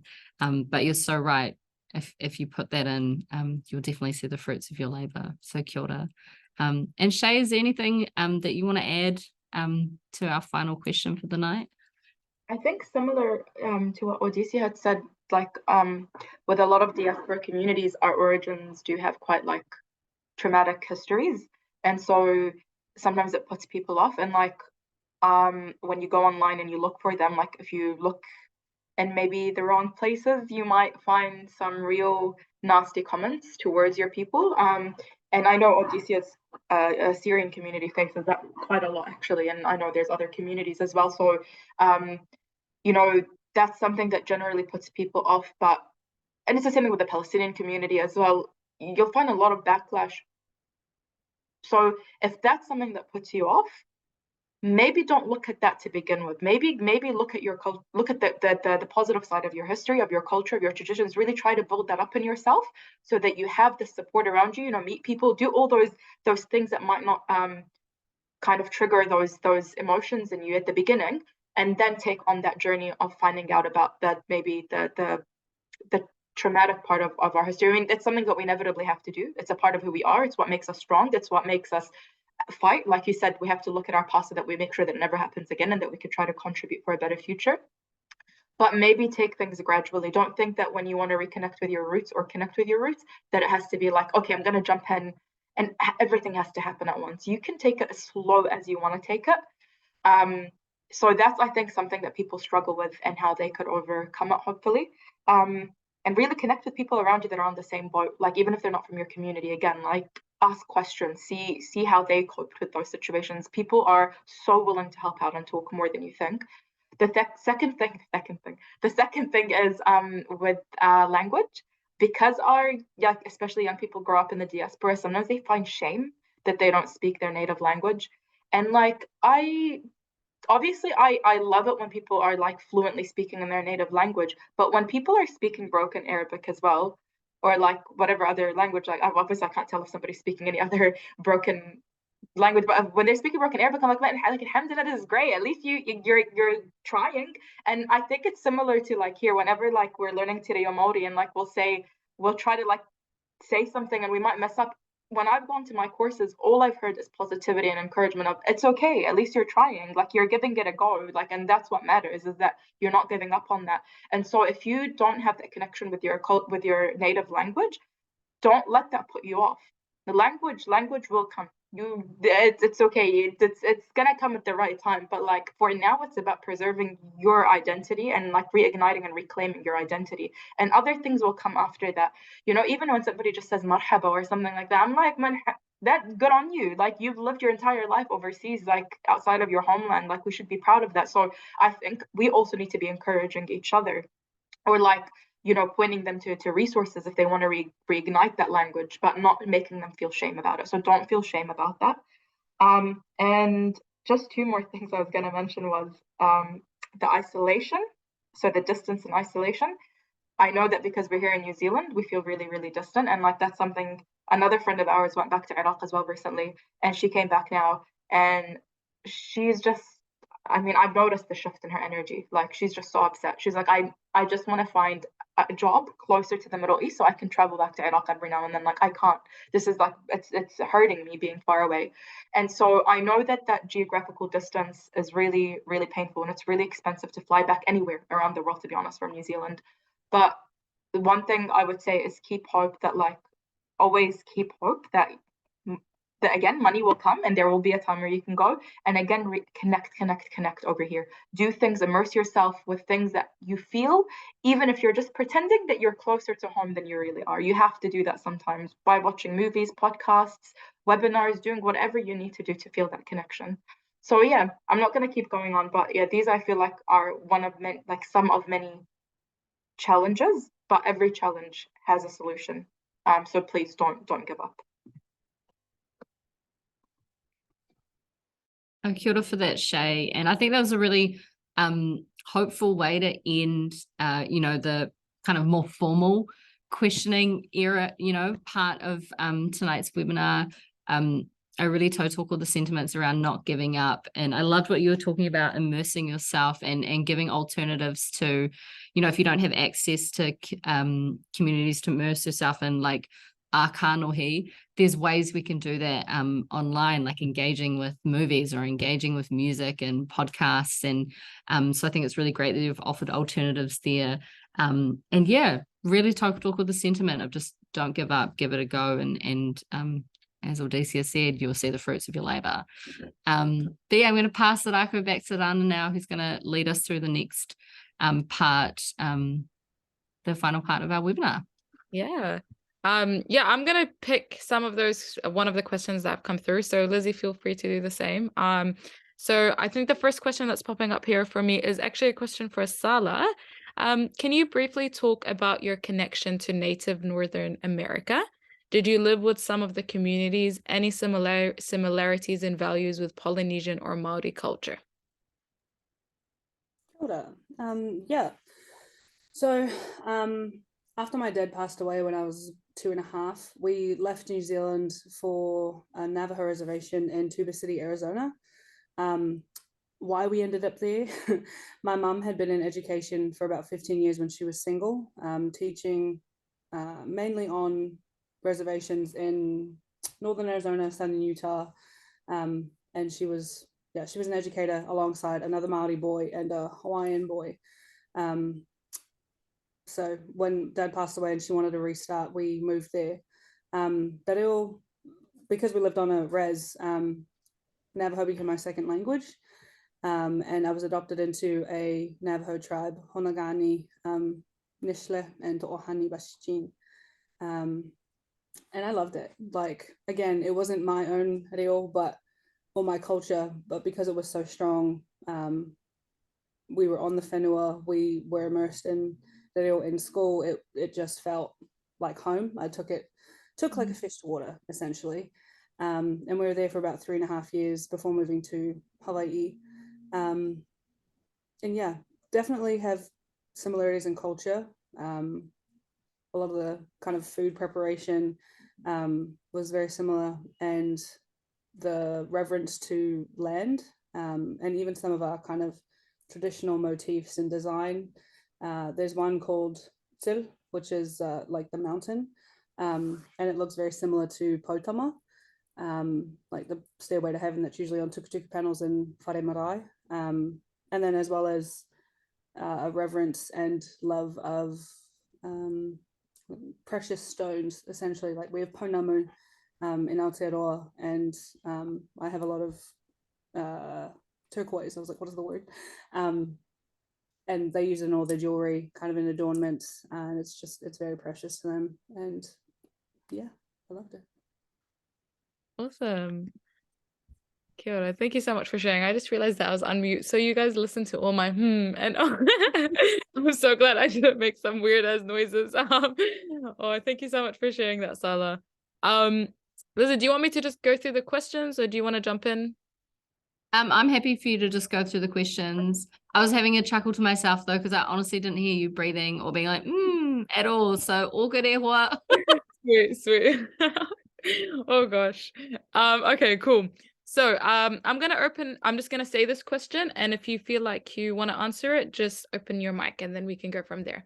How does the identity Kiwi sit with you? Is it something you've adopted / rejected, consciously or subconsciously, in reflection or present? So I'm not gonna pick on anyone. You go. I was just gonna say, so growing up, I was never ever called Kiwi, and I went on a program called Trip for World Youth, and I went like representing New Zealand on like a international level. It was maybe, I guess, from looking at past delegations, I might have been the first hijabi, and I probably was, and I was the first, I think, Arab probably to have gone on the trip to represent New Zealand. And I was already feeling that imposter syndrome quite a lot. And when I went there, I was 20, and that was the first time anybody has ever called me a Kiwi, and it was by non-New Zealanders. So it wasn't even by New Zealanders, it was somebody outside, like from another delegation, another country had said, oh, something like, you're the Kiwi. And I said, did you just call me a Kiwi? And they're like, yeah, you're the Kiwi. And I thought, oh my God, this is like crazy. How am I being called a Kiwi? And then on another occasion, two instructors, the same thing, like one of them had said, you are the embodiment of what it means to be a Kiwi. And I was like very confused, because in New Zealand, even till now, I'm 28 now, and like till today, in conversation with my own members from my own community, like I'm talking about other Arabs, I'm not talking about like white people or anything, I'm talking about with my own community, they'll be like, oh yes, so-and-so, she's Kiwi. And so-and-so, they'll mention their ethnicity. And I'll be like, why are you only calling this Pākehā person Kiwi? Like, why, like, do you realize what you're doing? Like, you'll only be calling Pākehā, referring to them as Kiwi, but you won't be calling, referring to ethnic people as Kiwi, like from our own communities. And so, to be honest, that's what kind of has led me to not like really rejecting, but being very indifferent about the Kiwi identity. I really don't think it's reserved for people of color. I don't think it's reserved for us. I think we hold our own identities. I think we're really proud of the diversity within our identities. Like, I think that was a one-off, people calling me a Kiwi overseas, and it's never happened before or after that. And so I'm kind of indifferent to it. I'm like, call me a Kiwi, don't call me a Kiwi, I really don't care. Alhamdulillah, like I have my own way of claiming my identity. I always say, for example, I'm a second generation XYZ, and I will add and take away from my ethnicity as much as I want to, anytime that I want to, whatever I'm feeling, whenever I'm feeling it. And nobody can tell me you're this percentage or you're this percentage, so you can't claim to be this or that. That's my identity, and that's how I'm reclaiming it. But yeah, the Kiwi identity, especially online, like looking at a lot of racist material and like white supremacist material, they do use that whole like Kiwi as a division and a divider between ethnic people and Pākehā. And so they can take that term Kiwi. We all know what the origins of the Kiwi being, a native bird here in New Zealand has a really beautiful story to it. And actually it has a really beautiful history. And that's been hijacked by this specific group. And so whatever, we'll reclaim our identity as we want it, and they can take that identity. Like, I have nothing to lose, basically. So that's kind of where I stand. So if you don't get called a Kiwi, like, don't get discouraged by it, because there's more to you than that label. Oh, what a beautiful perspective. Yeah, it's so interesting. I'd also kind of realized that people from outside of New Zealand refer to Kiwis more than the people here. And it's just an interesting dynamic of like what identity looks like, and when somebody calls you Kiwi, So thank you so much for sharing that. Sala, Audesia, do you want to add to that kōrero? Yeah, I'll jump on it briefly. Tautoko, everything you just said. I definitely think it is a kupu that is used predominantly by Pākehā for Pākehā. And I feel like that comes from a place of where I kind of alluded to before, that culture of disconnect that they have from people in place. They don't know their whakapapa often, and they also don't care to. So I think that's quite a big difference between who we know we are, and like where we come from, versus for them it's like, oh, it's their way of kind of erasing the history, the whakapapa of how they've come to be here.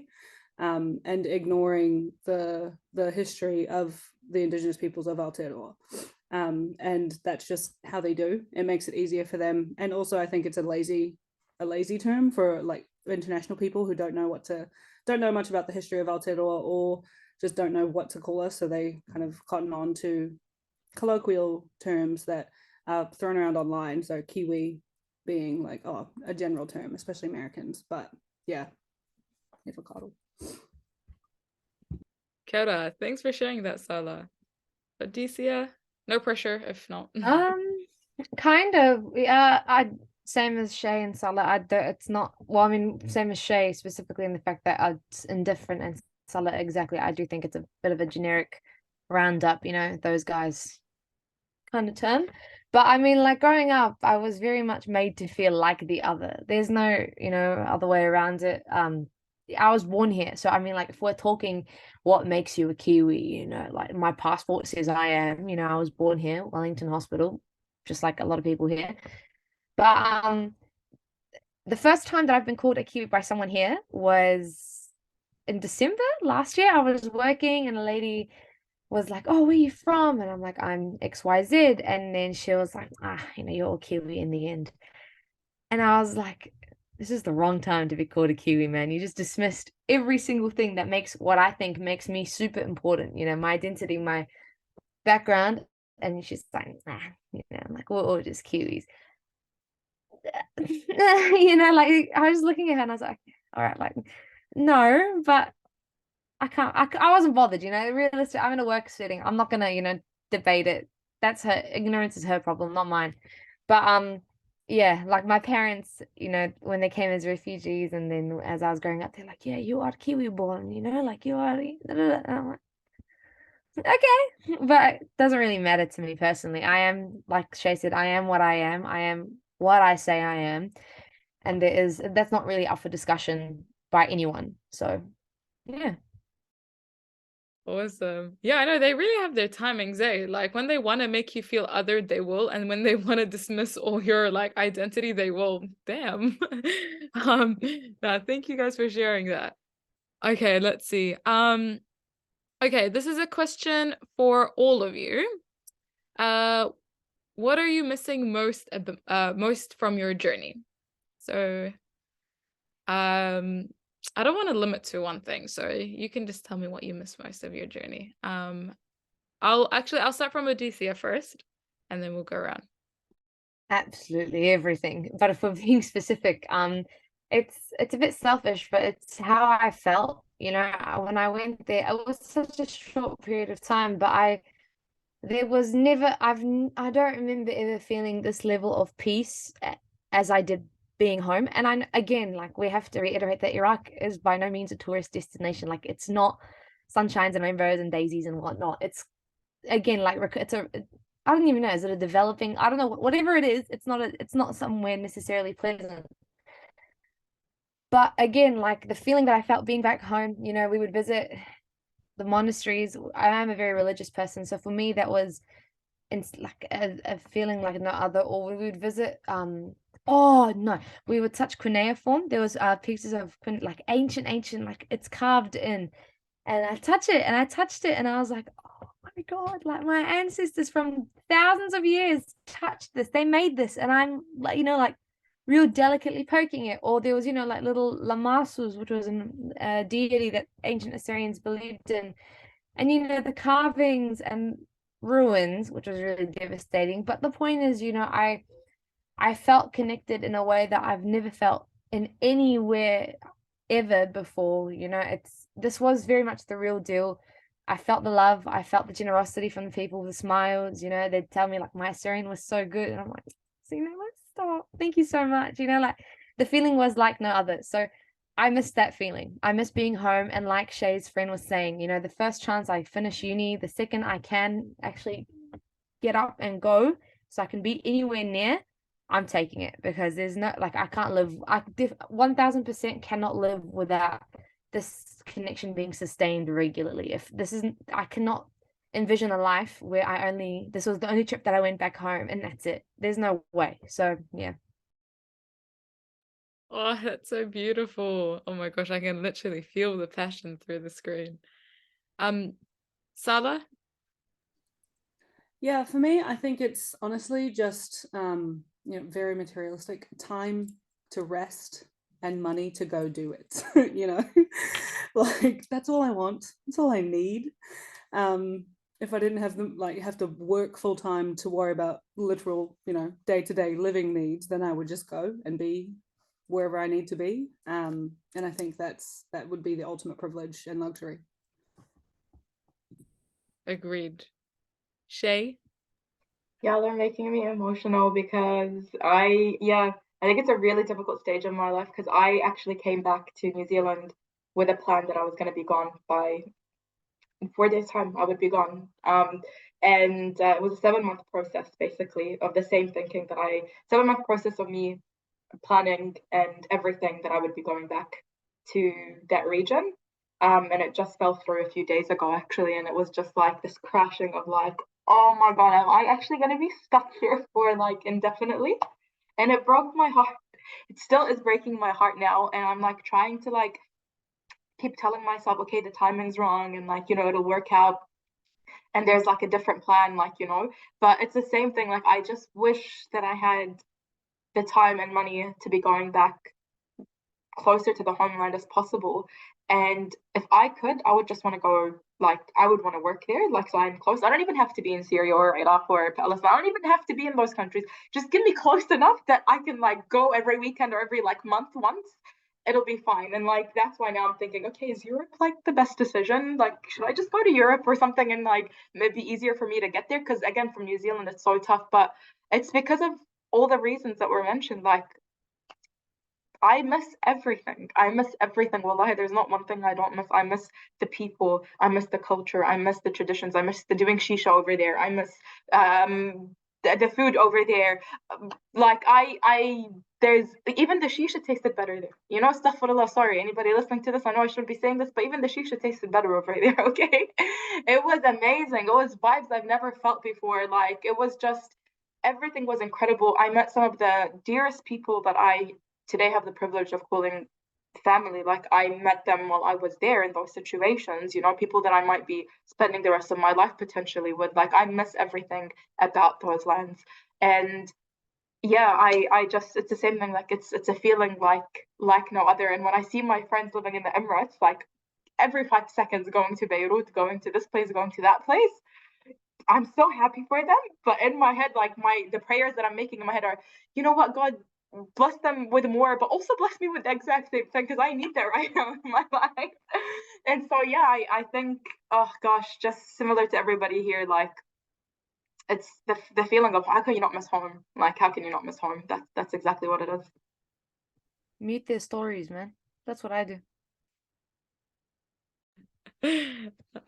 Thank you so much for sharing. Oh, what a beautiful note to end with. I think it's just hearing your passion, the love for the countries that you've been to, the sense of belonging, and how it's just, it's not, you're not just visiting a country, you know, your identity, it's just like a moment of healing, as you said, Shay, before, you know, a moment to go and reflect and rest, Sala.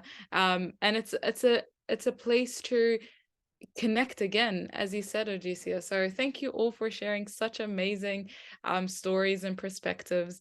I guess, did I answer all those questions? Am I missing one? I think that's pretty much it. But yeah. But yeah, thank you for everyone who actually sent through those questions. Those were definitely got me thinking and reflecting. So thank you for the panelists for sharing that.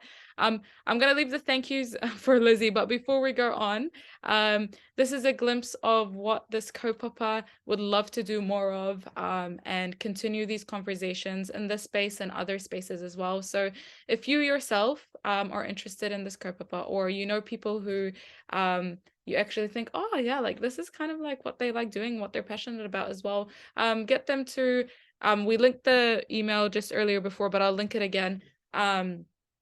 Just email. Let's see if you've got any skills you would like to bring to the Ropu. If you want to just join in and see what you have to offer, let's just start a conversation and see where we go, right? Yeah, from now, thank you so much for coming to this amazing webinar. Actually, it was a busy day, and it really filled my soul with just you know, absorbing all the information that you gave. So thank you to three of you, and Lizzie, it's been amazing co-facilitating with you, but I'll pass it on to you to actually formally close us. Oh, kia ora, sis. Thank you so much for your kōrero. And yeah, it's been a busy day, but this has been the most beautiful way to end it. Same as Rana, like, I feel like there's so much that I've taken away from this, and I feel very humbled to have shared space with you guys, and to be welcomed into these conversations as well. So to our three beautiful panelists this evening, Sala, Audesia, and Shay, tēnei te mihi nui kia koutou, for your vulnerabilities, for your strength in coming on and sharing these stories, but also for your bravery in real life. And it's really inspiring, and hopefully this will be the starting point for many future conversations, but for also many future journeys for rangatahi who might have watched or have heard or have spoken to you out in the real world, not in cyberspace. But yeah, thank you so much for giving your time and being part of this evening. So kia ora. Again to Rana, thank you so much for sharing and facilitating with me. It's been a real privilege. And of course to all of our attendees who have hung in there with us this evening, thank you so much for giving up your evenings. This has been beautiful conversations, but I'm going to close us with a karakia, because if you open this space, oh, sorry. I'm just going to really jump in. Sorry. It looks like we did miss one of the questions and they Oh, we did? I'm so sorry. Can we just pose it for who wants to answer it, just so that, because one of them, did pose it again. So is that all good with you, Lizzie? Yeah. So sorry. Okay. So I'm so sorry for missing this question. So are any one of you feel like, sorry, me no English today. Do any of you feel like you're not fully connected with Aotearoa or your motherland? And it can be right now, or it can be at a moment in the past as well. So sorry, we'll just open up again for this last question. Aroha mai again for missing it. I'll let you, any of you jump to answer this part-time. Yeah, I'll make it brief. Yes, again, all my life I've been here. I've always been made to feel the other here, so I've never actually, that it's always, where you from? You don't look like you're from here. Your accent's all different, yada yada yada. But even back home, I felt connected. I don't know about anyone else, but we went during the Assyrian New Year, and there was at some point because we were dancing, it's like a line, you just dance with strangers, it's free for all, really. And one of them's like, just asked me, he's like, so like, what is the purpose of you being here? Your family left ages ago, there's a real bitterness towards those that have left. And I didn't know what to say, to be honest. I'm super non-confrontational, and I look at him and I'm like, Happy New Year. And I just left. I went somewhere else and think, but so I think I'm connected over there. I feel connected. I love being there.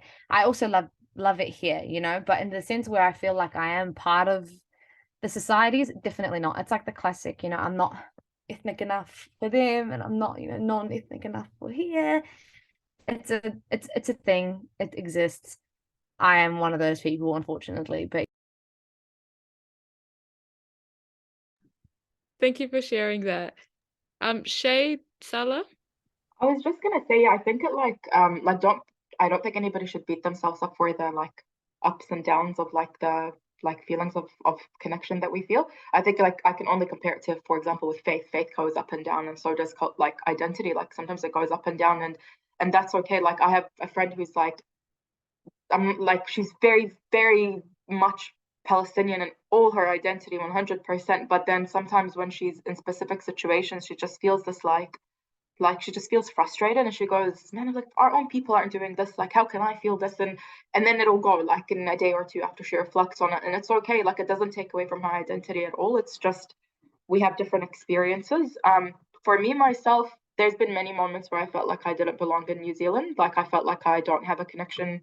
I have a connection with New Zealand. It's just I don't feel that identity because of exclusion. And that includes in the workplace, that includes in just day-to-day life. I always felt like I was othered. And when you say I feel othered, they say, oh, but you're being a victim or whatever. And it's sort of well, I don't know how to feel about this, And so, yeah, there are times, again, I surround myself with specific people. I'm like, cool, I feel like I'm connected to this land and I want to contribute to it as much as I can. In other situations, I'm like, man, I got to get out of here ASAP. I don't belong here. I don't want to feel like I don't belong here anymore. I'm out. But it's something that we all have to reconcile with, and be gentle on yourself, because we've grown up in situations where we weren't we didn't have that stability. Me and Rana Rana was born in New Zealand. She's the only one from us born in New Zealand. But for me and the rest of my older siblings, we were undocumented basically when we were born. We didn't have we were stateless. There is no way that we had, and that's why we decided to eventually come to New Zealand, and that takes a toll on you even growing up, and it's gonna take time. And that's why I say hopefully with the next generation they don't have to feel that. It's a really beautiful thing I can see with my friends that are worried about their kids. I'm like, don't you worry, they're gonna have all these aunties and uncles around them that are gonna be validating their identities and loving them and supporting them unconditionally. So yeah, it's up and down sometimes. Absolutely, I definitely agree. Auntie Sala. Yeah. Thankfully, I do feel quite connected to both Aotearoa and all of the places that I whakapapa to. A lot of that is kind of a psych myself up, recognize who I am and just like own it. I am both in the world and of the world is what I like to say. And while there's like a lot of layers and facets of who we are and our identity and where that comes from, given, you know, political situations, because we are, especially as BIPOC, inherently political beings, and that can have an impact on where you feel like you can present yourself fully authentically or at any given time in a place. But one of the things I like to say is to have the caucasity of a mediocre white man and you will go far in life. Yeah. Sala, you know, Sala has actually mentioned that to me once, and honestly, every time I find myself in situations where I'm like feeling nervous or I feel like I need more confidence, your voice pops up in my head, I swear. So thank you. Okay, hopefully I didn't miss any other questions. Aroha mai again, but Lizzie, sorry, I'll pass it on to you now to formally close us. No, it's all good. Some really beautiful thoughts and whakaaro came out of that last bit, and I think it's a really awesome way to end. The evening. So, anyways, I'm going to close us with the karakia again. Thank you guys all for your contributions tonight. It's been awesome. Me noi tātou. Kia tau, kia tātou katoa, te atu whai o tō tātou ariki, koi karaiti, me te aroha o te atua, me te whiwhinga tahitanga ki te wairua tapu, ake, amine. Kia ora everybody. Ka kite, thanks for joining. Ka kite.